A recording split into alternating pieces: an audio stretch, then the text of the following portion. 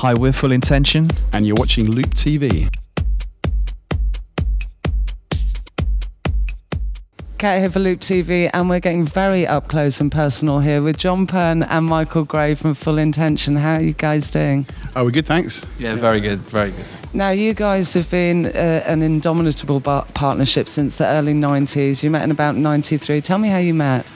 We met in a club. It was a couple of years before then, actually, showing our age now. But Michael was DJing in a club.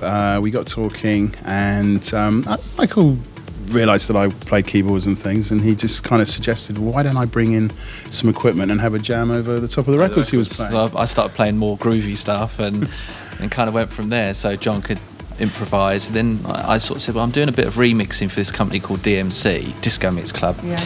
And I said to John, I could do with someone who's better at keyboards than I am, one-fingered. And so John came in, and it kind of started going from there. Yeah, really. we kind of started doing a lot more remixing, because I know you were well into the mega mixing side of things at the time, weren't you? Yeah. And Everybody loves a mega mix. Oh, I can't beat a mega mix. I had a number 2 with a mega mix with Jonathan King. Yeah, we won't go there. No, I mean, you started in your bedroom at 12 years old with probably a Fisher-Price turntable and a Bon Tempi organ. Well, What was that first sort of bedroom setup? It's actually my dad made it. I wanted 2 turntables. We found these 2 old turntables, and he made a box for it and an amp, and we had this thing that could go from one deck to the other. I mean, it's quite primitive, but Your dad made your first mixer. I was mad on records when I was 6. Dad was a master carpenter. Yeah, as well. he's very He could good. do He's given me his anything, due. So basically, he started then organising an under-16s disco at our local church hall every other week, which I'd done for the next 2 or 3 years. It played havoc with my schoolwork, but That's fantastic. I love your dad. I want your dad to be my dad. yeah, he was brilliant. I owe a lot to him. And the thing is that from all the money we made from that, we just put it into more and more equipment. So by the end of it, I had pyrotechnics and everything, by the time I was about 15, 16. So That's fantastic. And you again, probably helped by your parents, classically trained. I was classically trained. Started off mainly playing in bands, really. Played in like a jazz funk band in the 80s. It was like a school thing that then went on to do the London club circuit and things. I kind of got into house music when I first heard it. I thought, this is what I want to do. Oh, it was a slippery slope for many of us. And from hearing that, just started working with Mike. Hadn't really done a lot of studio, before then, and we kind of pulled John out from the band. Yeah, he did. And So you were stalking him, and then just kind of worked after that, and we developed well, it. Got on well and developed a little formula for working, and we've been doing it ever since. Really, Tell me a bit about the studio setup you've got now. We're both Mac based. Yeah. We both use Cubase. We use Ableton for stuff as well, for doing DJ mixing and for our live sets as well. We use Ableton and Tractor. And Tractor as well. So it's basically based around that.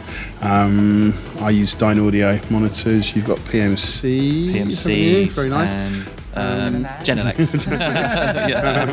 I basically had the people who done Matrix Studios in London.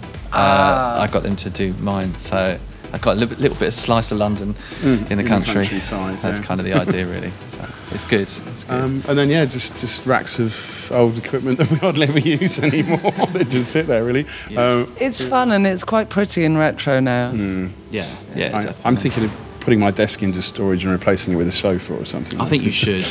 Because only using like 3 channels. I'm always telling John to sell his stuff.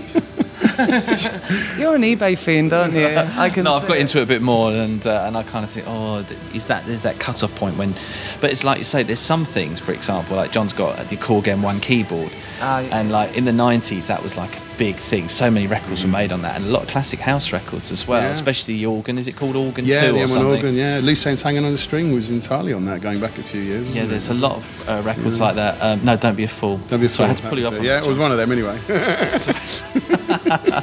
No, but it's true. And the thing is, you think if there's a resurgence in a certain sound, like a lot of people are taking bits from 90s records now, you've kind of got all the original stuff. We've spoken to producers who are spending time buying your stuff on eBay. They're trawling eBay and finding everything that you sell. And I'm sure there will be a resurgence of those sounds. It always comes back around again. I mean, I look at my Moog every day and think, shall I sell it? Shall I keep it? Oh no, you've got to keep it. It looks fab. And the mini Moog, just and can I add, awesome it's piece also of been kit. signed by Bob Moog. That's for the anoraks who's watching. Now, in terms of sort of shameless self-promotion and stuff, how much do you actually get involved with your sort of online promotion and with sort of interaction with fans and people who send you stuff? We all still do our own Twitter, Facebook and MySpace ourselves. So if you send us a message, you'll get one back. And we don't Twitter everybody when we're having breakfast and we're having lunch and all that. We don't do that. There is some really unnecessary Twittering going on. Well, I won't go there, but it's just that I can't believe you've got that much time. Yeah. How can you actually make records if you're able to put that much down in a day? I can't see it. We completely understand the importance of building up a big fan base on, obviously MySpace we really got into.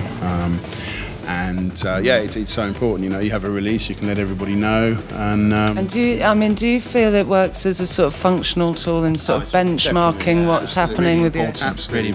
You can tell which countries your stuff's being listened to by the number of visits you get. It's really, really important. Then you can try and get some more DJ gigs in those areas, and everything ties in now. And this is something we just didn't have 10 years ago.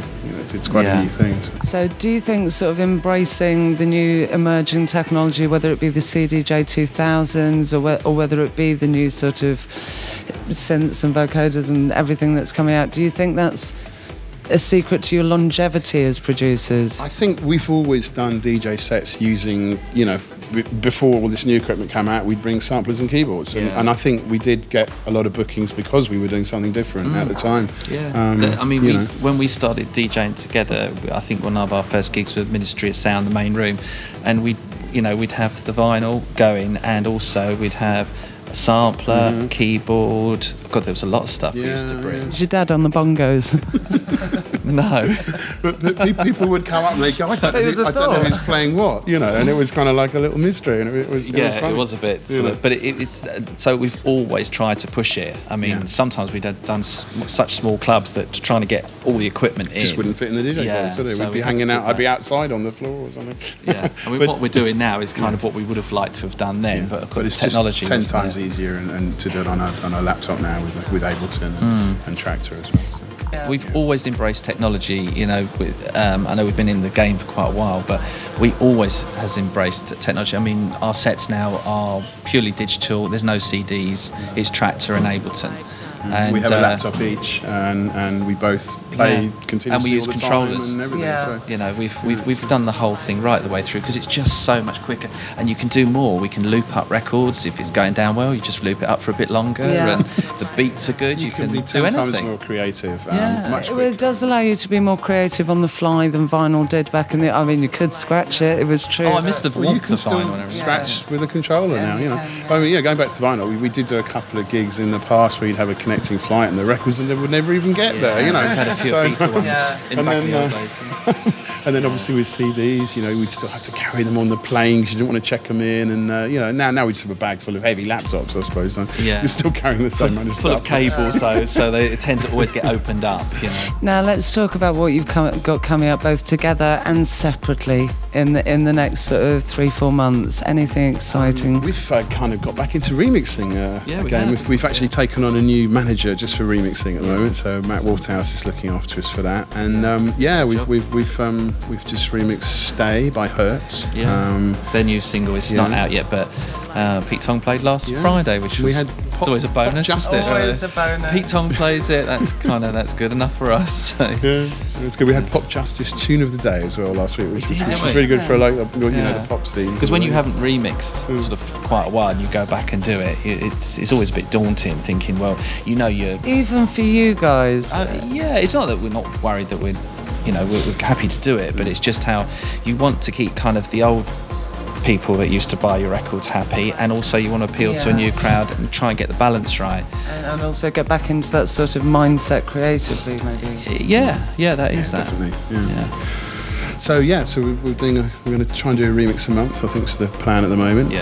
We're working on our label, which we've got Full Intention Records. Let's talk a little bit about the label. We know why artists set up labels. How's it going, and who have you sort of got on the roster? It's kind of all our stuff, really. It's just to make it easy. And even more of us. Yeah, I mean, it's great to have an outlet for your music, definitely, without having to go through the whole record company thing. And we're just we're just doing groovy underground stuff at the moment. We're not trying to do any sort of big, massive anthemic things at the moment. Guys, it's been such a pleasure to catch up with you. We're going to try and catch some of the gig a bit later, and I hope we'll see you again. Right, thanks a lot. This is Kat with Full Intention for Loop TV.